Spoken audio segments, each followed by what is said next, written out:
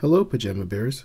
Today we're going to read Margaret and H.A. Ray's Curious George Visits a Toy Store, illustrated in the style of H.A. Ray by Martha Weston, published by Houghton Mifflin Company, Boston. This is George. He was a good little monkey and always very curious. Today was the opening of a brand new toy store. George and the man with the yellow hat did not want to be late. When they arrived, the line to go inside wound all the way around the corner. When a line is this long, it's not easy for a little monkey to be patient. George sneaked through the crowd. All he wanted was a peek inside. George got to the door just as the owner opened it. "This is no place for a monkey," she said. But George was so excited, he was already inside.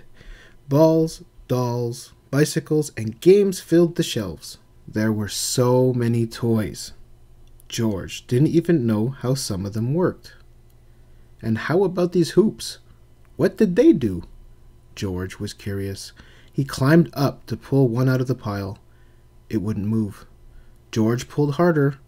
Still, it wouldn't move. George pulled with all fours. Suddenly, there was a terrible crash.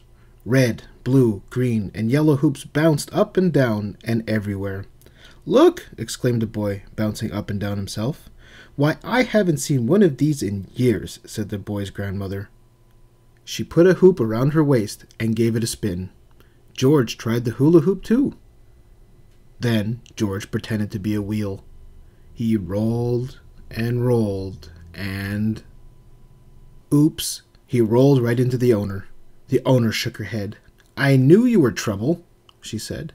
"Now you've made a mess of my new store." Again she tried to stop George. And again George was too quick.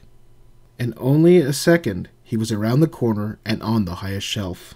Below him, George saw a little girl point to a toy out of reach. "Mommy, can we get that dinosaur?" she asked. George picked up the dinosaur and lowered it to the girl.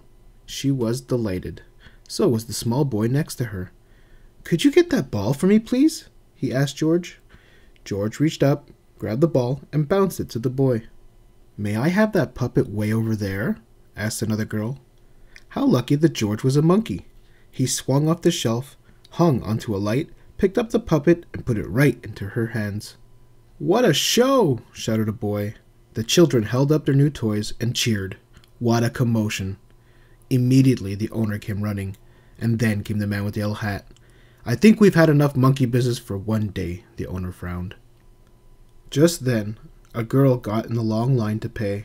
"What a great store," she said. "What a great idea to have a little monkey helping you," her father told the owner. "I guess you're right," the owner replied and smiled. Then she gave George a special surprise. "Thank you, George," she said. "My grand opening is a success because of you. Perhaps monkey business is the best business after all."